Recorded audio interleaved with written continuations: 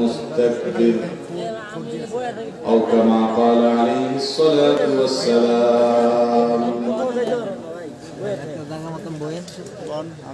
ঐতিহ্যবাহী লক্ষ্মীপুর জেলার রামগঞ্জ থানার অন্তর্গত দক্ষিণ হাজীপুর পাটোয়ারগাড়ি জামে মসজিদে আয়োজিত আজকের এই তাফসীরুল কোরআন মাহফিলের সম্মানিত সভাপতি, উপস্থিত উলামায়ে কেরাম এবং দূরদূরান্ত থেকে আগত আমার প্রাণপ্রিয় দ্বীনী ভাইয়েরা ও পর্দার আলেম মা বোনেরা,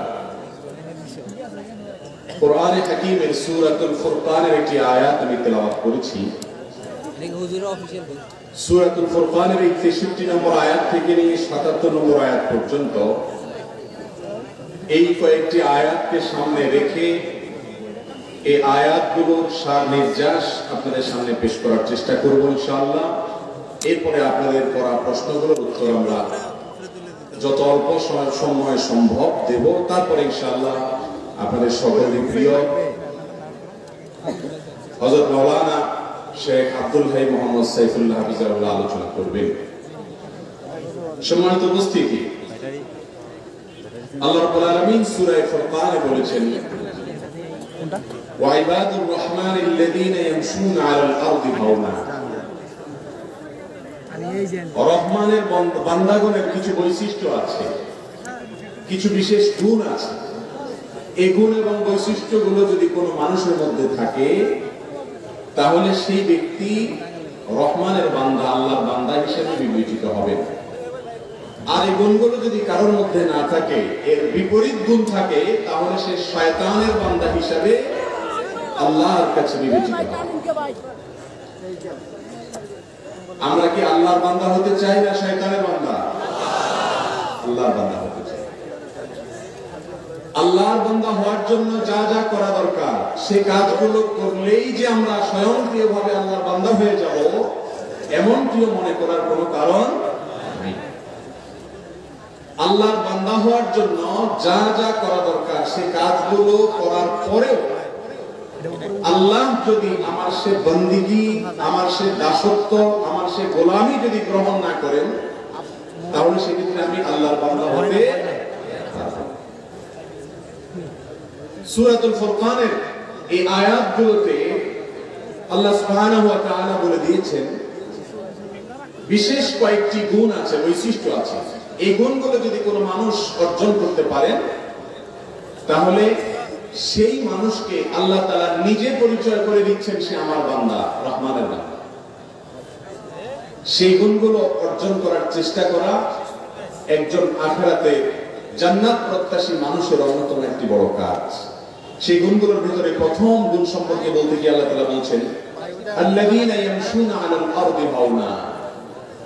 আল্লাহ তাআলা যাদেরকে নিজের পরিচয় দিয়ে বলবেন তারা আমার বান্দা, আল্লাহ তাদের বন্দেগীকে স্বীকৃতি দিয়েছেন, আগাম স্বীকৃতি।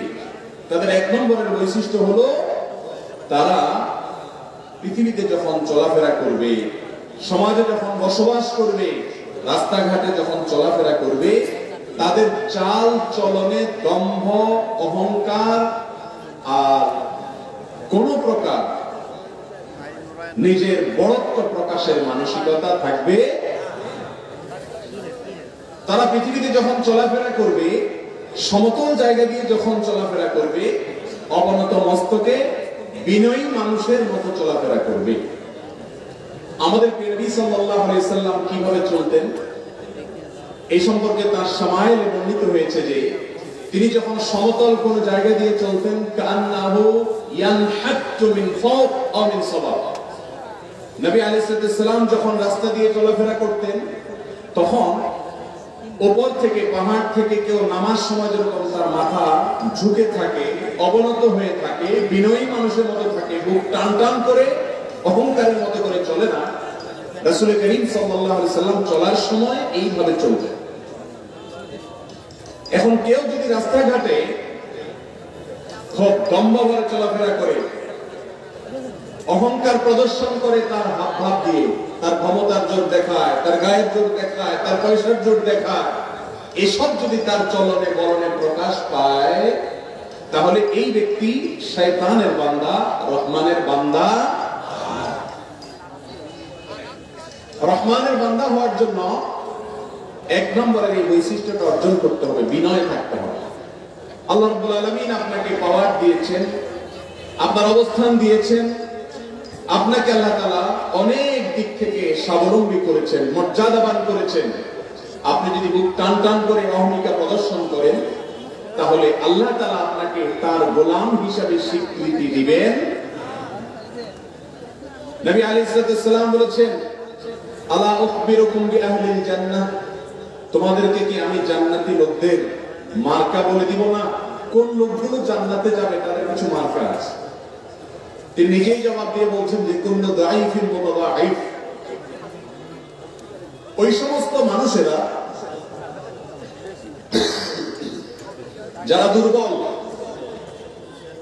সমাজের মানুষরা তাদেরকে দুর্বল মনে করে, নিরীহ কিসিমের মানুষ, ব্যক্তিগত জীবনে তাওহীদ আছে, ইসলামের সমস্ত ফরজ বিধানগুলো মেনে চলে, আল্লাহর আদেশ নিষেধ অনুযায়ী চলে, আর তার চাল চলনে, আচার আচরণে, কাজে কারবারে সে এমন ভাবে চলে যে সমাজের মানুষ তাকে অমায়িক মানুষ হিসেবে স্বীকৃতি দেয়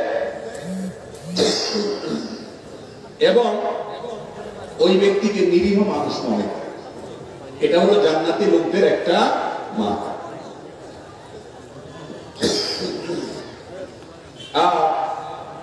এর বিপরীতে জাহান্নামী লোকদের মার্কা হলো তারা দম্ভ বলে চলে, দাপট দেখায় চলে, গায়ের জোর জাহির করে, সবাইকে দমায় রাখতে চায়, তার কথাই সবার উপরে রাখতে চায়। এই অহংকারী মানুষদেরকে নবী আলাইহিস সালাম বলেছেন এই লোকগুলির মধ্যে জাহান্নামী লোকদের মার্কা এবং আলামত আছে।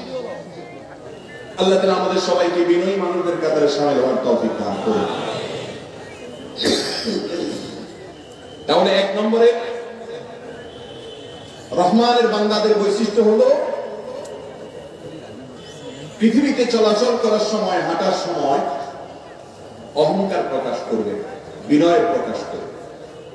নাম্বার 2, দ্বিতীয় বৈশিষ্ট্যটা প্রথমটার সাথে সংশ্লিষ্ট।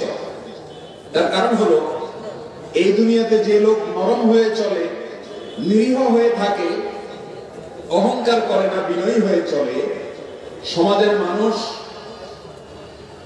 তাকে খুব শ্রদ্ধা করে না তাকে পাত্তা দেয় না। শুধু পাত্তা না দেওয়া, বাংলায় একটা কথা আছে, ভালো মানুষের ভাত নাই। ভালো মানুষের শুধু ভাত নাই বললে ভুল হবে। ভালো মানুষের ভাত তো নাই নাই, সামনে রুটি থাকলে ওইটাও সবাই খাবে। তুমি ভালো কেন হইলা? ভাত তো নাই, রুটিও দেবো না। এই হলো ভালো মানুষের অবস্থা।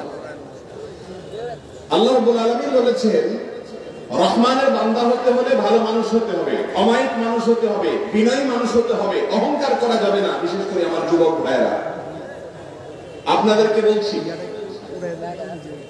যখন 3-4 জন বন্ধু মিলে মোটরসাইকেল বা বাইক নিয়ে রাস্তায় চলাফেরা করেন, পেছন থেকে যতই হর্ন বাজাক প্রাইভেট কার, বাসওয়ালা, সাইড দিতে চান না, ঠিক না বেঠিক? একা যখন যান তখন রিকশাওয়ালা বেল বাজাইলেও সাইড দিয়ে দেয়। আর যখন বন্ধু-বান্ধবের সাথে 8-10 জন থাকে তখন কি হনুর একটা ভাব চলে আসে, কি আসে না? এর নাম হলো অহংকার। এর নাম কি? অহংকার। হোটেলে যখন বসেন, একা একা চার অর্ডার দিলে, একা একা থাকলে নেসিয়াতে বলেন ভাই এক কাপ চা দেন। আর 4-5 বন্ধু মিলে বসলে শরীরটা একটু গরম গরম মনে হয়, তখন আর এটা বলেন না যে এক কাপ চা, জানিয়ে মানুষ চোখে দেখোস না, কথা বলেছে বলেছে। এরকম মোটে যুবকরা কথা বলেন কি বলেন না? ও যুবক ভাই আমার, যে আল্লাহ আপনাকে এই যৌবনের শক্তি দিয়েছেন, ওই আল্লাহ রাব্বুল আলামিন আপনাকে একদিন দুর্বল করবে কি করবে না? এই জন্য জান্নাতি লোক কখনো অহংকার করতে পারে। বাসে যখন একা একা যুবক যায় আর কাউকে আমরা মানুষ মনে করতে রাজি। রাসূল করিম সাল্লাল্লাহু আলাইহি ওয়াসাল্লাম এর সাহাবীরা একবার দেখলেন একটা কুস্তি চলছে, কুস্তিতে এক লোক তার প্রতিপক্ষকে বারবার ঘায়েল করে ফেলছে, হারায় দিচ্ছে। তখন সাহাবা একরাম বললেন যে মাশাআল্লাহ, কত বড় বীর, মারাত্মক বাহাদুর মানুষ। নবী সাল্লাল্লাহু আলাইহি ওয়াসাল্লাম বলেছেন, বুখারী হাদিসে বর্ণিত হয়েছে, তোমাদেরকে কি আমি বলে দিব না, আল্লাহ আদুল্লুকুম আলা মান হুয়া আশাদ্দু মিনকা, আমি তোমাদেরকে বলবো না যে এর চাইতে বড় বীর কে? বলে ইয়া রাসূলুল্লাহ অবশ্যই বলেন কে। তখন বলেছেন যা কারোর উপরে রাগ হয়েছে, তার ক্ষমতা আছে রাগ দেখানো, কিন্তু সে হজম করে ফেলেছে রাগটাকে, অহংকার করে না, এই ব্যক্তি হলো আসল বীর। আর রাগ উঠলেই ছেড়ে দেয়, ধরে রাখতে পারে না, এ হলো ডায়রিয়ার রোগীর মতো আউট অফ কন্ট্রোল। একে সমাজের মানুষ মনে করে অনেক বাহাদুর, ও আসলে রোগী। যুবক ভাইয়েরা আমার, রোগী হবেন না সুস্থ হবেন? সুস্থ হতে হলে কখনো অহংকার করবেন না। কখনো অহংকার, কিসের অহংকার, কার সাথে অহংকার? 5 থেকে 7 বার যদি টানা ডায়রিয়া হয়, বিছানা থেকে উঠতেও পারে না, সে মানুষের আবার অহংকার করার সাথে। আল্লাহ তাআলা আমাদেরকে বিনয়ী হওয়ার তৌফিক দান করুন। এটা এখন সোনার হরিণ হয়ে গেছে ভাই, ওয়াজ করা অনেক সহজ, ভেতর থেকে নিজেকে ছোট মনে করা, বিনয়ী হওয়া, বিনম্র হওয়া, ভালো মানুষ হয়ে চলা, এটা বড় কঠিন একটি বিষয়। আল্লাহ তাআলা আমাদের সবাইকে এগুলোকে অর্জন করার তৌফিক দান করুন।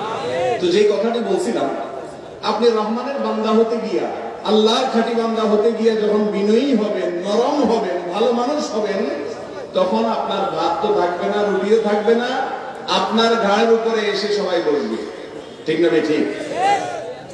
তখন আপনার জন্য দ্বিতীয় প্রশ্ন, দ্বিতীয় অ্যাসিড টেস্ট, সেটা কি? আপনি এবার কি করেন? আল্লাহ রাব্বুল আলামিন সেজন্য দ্বিতীয় বৈশিষ্ট্য বলেছেন,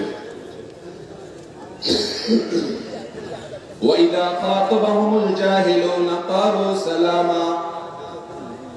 রহমানের বান্দাদের বৈশিষ্ট্য হলো তারা বিনয়ী হয়ে দুনিয়াতে থাকে, আর বিনয়ী হয়ে চলতে গিয়ে দুনিয়াতে বহু মানুষের তুচ্ছ-তাচ্ছিল্য, হেয় প্রতিপন্ন করা, ওই যে ভাত রুটি সব সরায় নেওয়া, ষড়যন্ত্র করা, শত্রুতা করা, তার ক্ষতি করা, এগুলোর পেছনে মানুষ লেগে যাবে।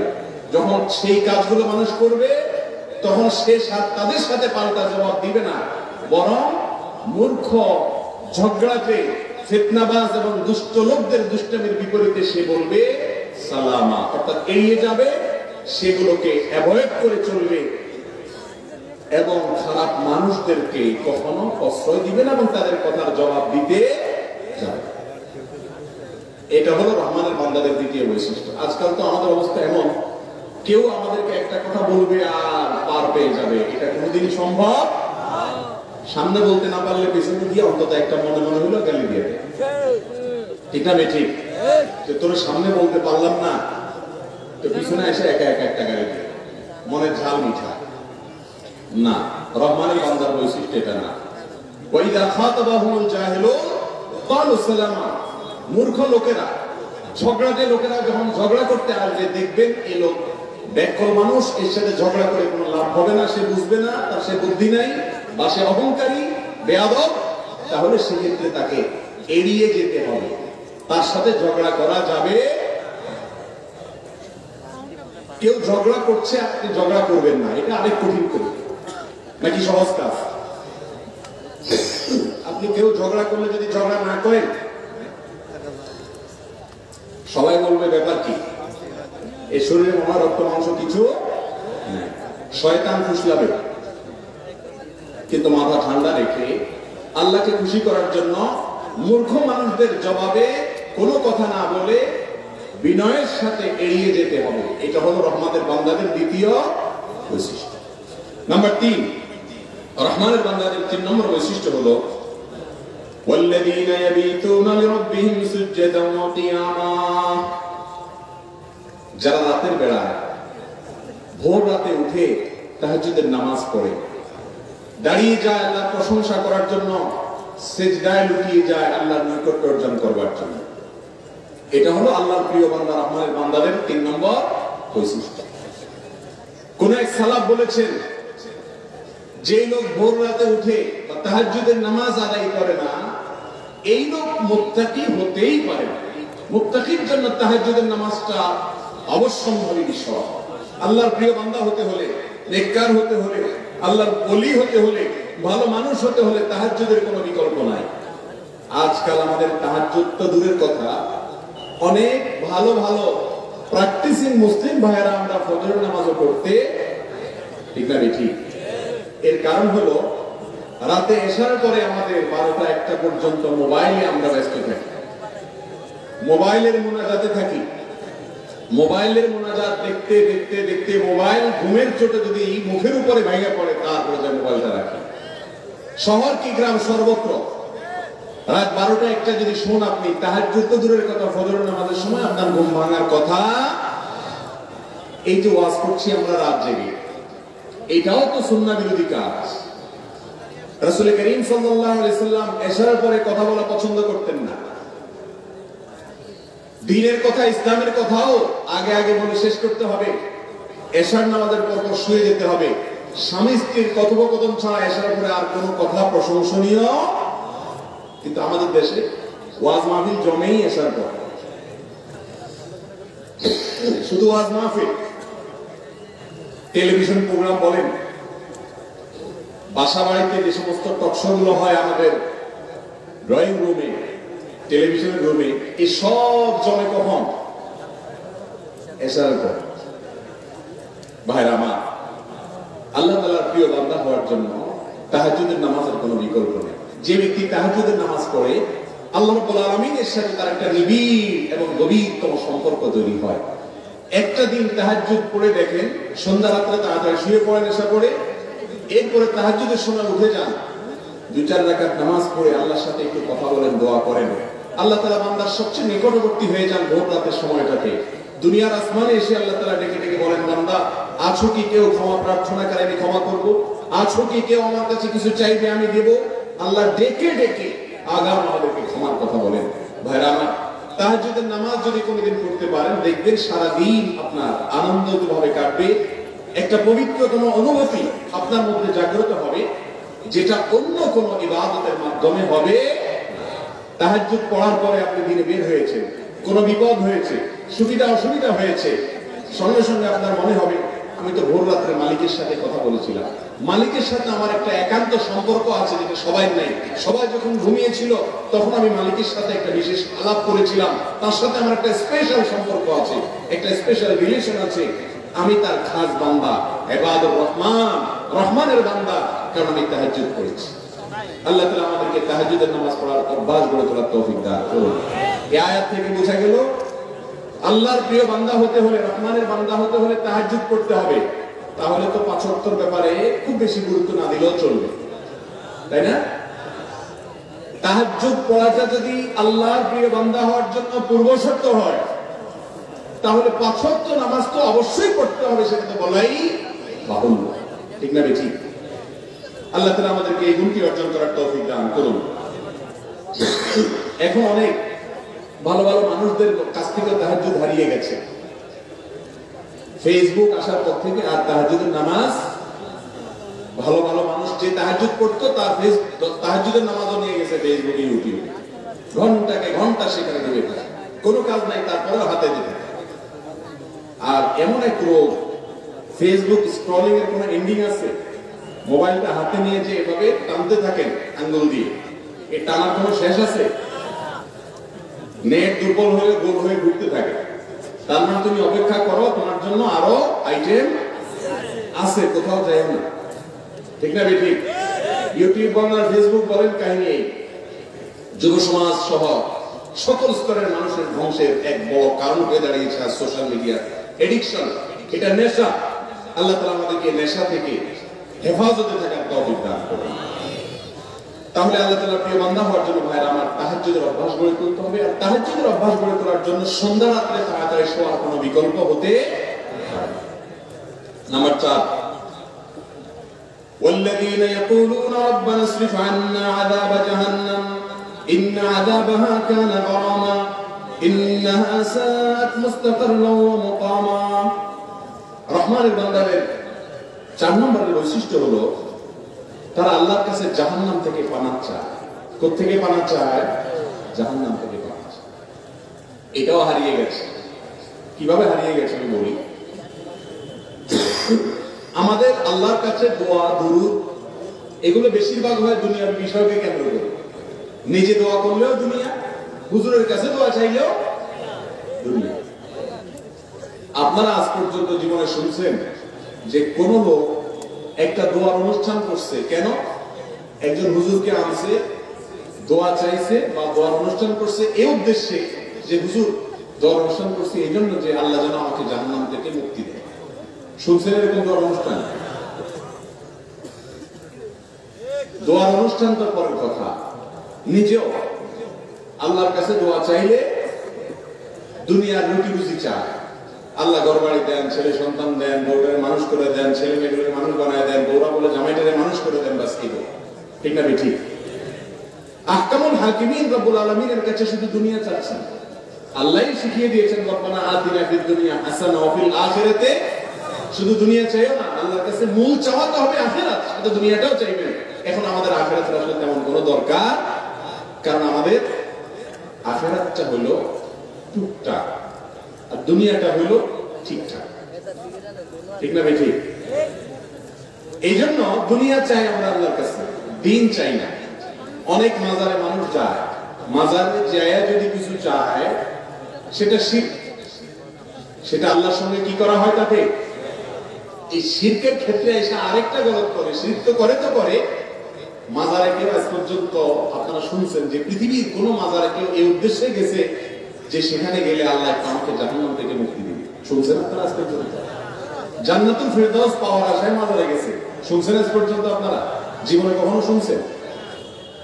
মসজিদে জিলাপি মিষ্টি নিয়ে আসছে, বেদাতি পদ্ধতিতে মিলাদের মাধ্যমে দোয়া করাবে, এনে বলছে হুজুর মিলাদের জন্য মিষ্টি আনলাম, মিলাদের অ্যারেঞ্জ করছি, আপনার হাদিয়াও দিলাম, সবই ঠিক আছে, দোয়া করেন। হুজুর বলে কি জন্য মিলাদ পড়ার উদ্দেশ্য কি? বলে হুজুর আল্লাহ যেন আমাকে জাহান্নাম থেকে মুক্তি দেয়।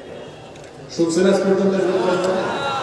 তার মানে কি আপনাদের জান্নাতে, আমাদের জান্নাতে যাওয়াটা নিশ্চিত হয়ে গেছে, জাহান্নাম থেকে বাঁচা নিশ্চিত হয়ে গেছে? তাহলে আল্লাহর কাছে সবকিছু চান সঠিক বেঠিক বিভিন্ন পদ্ধতিতে, শিরকি পদ্ধতিতে বা সঠিক পদ্ধতিতে, কিন্তু জাহান্নাম থেকে পানাহ চাওয়া হয় ভাইরা আমার।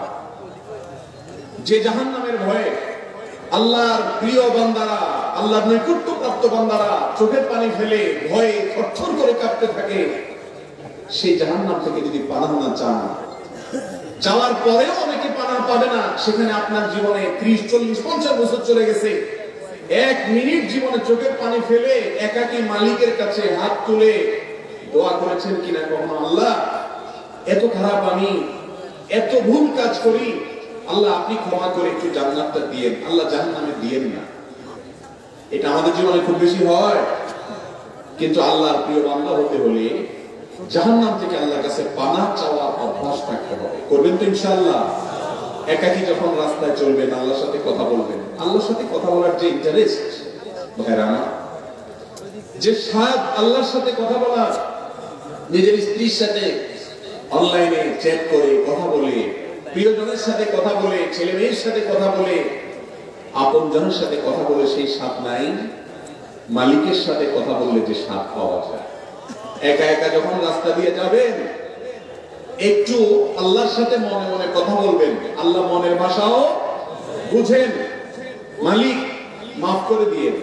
জাহান্নামের আযাব অনেক ভয়াবহ, ইন্নাহা সাআত মুস্তাকাররাও ওয়া মুকামা, অনেক খারাপ জায়গা। আল্লাহ আমি আপনার কাছে পানাহ চাই, করবেন তো ইনশাআল্লাহ? রহমানের বান্দা হতে হলে, আল্লাহর প্রিয় বান্দা হতে হলে তাদের এই কাজটা করতে হবে, জাহান্নাম থেকে পানাহ চাইতে হবে। 4 নম্বর কাজ। নাম্বার 5, والذين إذا أنفقوا لم يسرفوا ولم يقتروا وكان بين ذلك قواما। জান্নাতি লোকদের আরেকটা বৈশিষ্ট্য, ইবাদুর রহমান, রহমানের বান্দাদের, যাদেরকে আল্লাহ নিজের বান্দা বলে নিজে পরিচয় দিয়েছেন, সেই গর্বিত মানুষদের আরেকটা বৈশিষ্ট্য হলো তারা যখন খরচ খরচা করে, টাকা পয়সা খরচ করে, অপব্যয় করে না, আবার কৃপণতাও। আমাদের সমাজে আজকাল দেখবেন মানুষের দিনকাল ভালো। মুরব্বী চাচাদেরকে জিজ্ঞাসা করবেন 20-40 বছর আগে কোন রকম ভাত তরকারিটা জোগাড় করতে কষ্ট হয়ে গেছে, আর আজকাল আমাদের দিনকাল এত বেশি ভালো যে এখন বার্থডের জন্য হাজার হাজার লক্ষ লক্ষ টাকা খরচ করে, ঠিক না ঠিক? আকিকার নামে অনুষ্ঠান করতে গিয়া লক্ষ লক্ষ টাকা খরচ করে, বিবাহ বার্ষিকীর নামে অনুষ্ঠান করতে গিয়া লক্ষ লক্ষ টাকা খরচ করে। যেই দেশে এখনো শীতের কষ্টে গরিব কাঁপে, উত্তরবঙ্গের কোন কোন এলাকাতে শীতের কষ্টে মানুষ মারা পর্যন্ত যায়, সেই দেশে মুসলমানের সন্তান তথাকথিত বিবাহ বার্ষিকী, তথাকথিত জন্মদিবস ইহুদি খ্রিস্টানদের পদ্ধতিতে করতে গিয়ে লক্ষ লক্ষ টাকা নষ্ট করে। হালাল কাজে, দরকারি কাজেও যদি কেউ অতিরিক্ত খরচ করে, অপচয় করে, অপব্যয় করে, আল্লাহ রাব্বুল আলামিনের কাছে কিয়ামতের দিন জবাবদিহি করতে হবে কি হবে না? অতএব ভাইরা আমার, এই অপচয়কারী কখনো আল্লাহর প্রিয় মানুষ হতে, আবার কৃপণতা যে করে সেও আল্লাহর প্রিয় বান্দা হতে পারে না। যেন আল্লাহর প্রিয় মানুষ হতে হলে, রহমানের বান্দা হতে হলে অপচয়, অপব্যয় এবং কৃপণতা দুইটাকে বাদ দিয়ে ব্যয়ের ক্ষেত্রে সব সময় একজন মুসলমানকে মিতব্যয়ী হতে হবে। যতটুকু দরকার ততটুকু খরচ করতে হবে। আল্লাহ তাআলা আমাদেরকে তৌফিক দান করুন। আজকাল তো ছেলে মেয়ে যদি কিছু বলে, বইয়ে যদি কিছু বলে, জামা একটার জায়গায় 5টা হলো আমরা কি এই চিন্তা করি না? কিয়ামতের দিন কয়েকটা প্রশ্নের জবাব দেওয়া ছাড়া পাওনা আনার ক্ষমতা কারোর থাকবে না। তার ভিতরে একটা হলো সম্পদ সম্পর্কে আল্লাহ জিজ্ঞাসা করবে, মান মালিহি মিন আইনা ইকতাসাবাহু ওয়া ফীমা আনফাক। সম্পদ কোত্থেকে খরচ করেছেন, কোথায় খরচ করেছেন? মালিকের কাছে প্রতিটি বিষয়ে জবাবদিহি করা লাগবে কি লাগবে না?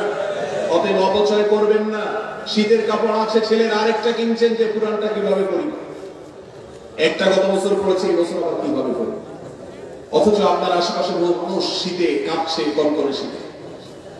এই জন্য একজন মুসলমানকে আগে একজন মানুষ হতে হয়। ভালো মানুষ না হলে কখনো ভালো মুসলমান হওয়া যায় না। নবীজি বলেছেন, আহাব্বুন নাসি ইলাল্লাহি আনফাহুম লিন-নাস। মানুষের মধ্যে আল্লাহর কাছে সবচেয়ে প্রিয় মানুষ সে যে মানুষের উপকারে সবচেয়ে বেশি আসে, মানুষের কল্যাণে যে বেশি নিজেকে নিয়োজিত করে রাখে। আল্লাহ তাআলা আমাদের সবাইকে পরোপকারী মানুষ হওয়ার তৌফিক দান করুন। মানুষের উপকারে আমরা কাজ করব, স্বার্থপর হব না। এই পৃথিবীটা এখন ভোগবাদিতার সময় চলছে, সবাই নিজের ভোগের কথা চিন্তা করে, মানুষের কথা চিন্তা করে না। রহমানের বান্দা হতে হলে অপচয়, কৃপণতা কোনোটাই করা যায় না। মিতব্যয়ী হতে হয়, হিসেব করে চলতে হয়, মানুষের কল্যাণার্থে কাজ করতে হয়। আল্লাহ তাআলা আমাদেরকে এই গুণটি অর্জন করার তৌফিক দান করুন। নাম্বার 6, ওয়াল্লাযীনা লা ইয়াদউনা মা'আল্লাহি ইলাহান আখার। রহমানের বান্দারা কখনো শিরিক করতে পারে না। রহমানের বান্দারা কখনো শিরিক করতে, তারা মনে করে সকল কিছুর ক্ষমতা একমাত্র সংরক্ষণ করেন স্বয়ং রব্বুল আলামিন। দোয়া করে তারা আল্লাহর কাছে, ইবাদত করে কার? আল্লাহ। আজকাল অনেক হুজুরদেরকেও দেখা যায়, গতকালকে একটা ভিডিও ক্লিপে শুনছিলাম, এক হুজুর ওয়াজ করতেছেন যে কোন জায়গা থেকে বরযাত্রী আসছে জাহাজে করে বলে বরযাত্রী যায়। যাই হোক, সে বরযাত্রী নিয়ে জাহাজ ডুবে গেছে, 12 বছর পানির নিচে ডুবে শেষ। 12 বছর পরে কোন ওলি আল্লাহকে বলছে যে এগুলো উঠাই দাও। আল্লাহ বলে, কেমনে উঠাবো, 12 বছর হয়ে গেছে। তো আল্লাহ ওলি বলে, আল্লাহর ওলি নাকি বলতেছে যে আল্লাহ আমার কথা যদি শুনো ভালো কথা, না শুনো তোমার 3টা গোবর ফাঁস করে দেবে। সুবহানাল্লাহ বলবেন না নাউজুবিল্লাহ বলবেন? সুর দিয়ে বললে অবশ্য সুবহানাল্লাহ বলে ফেলতে পারতেন।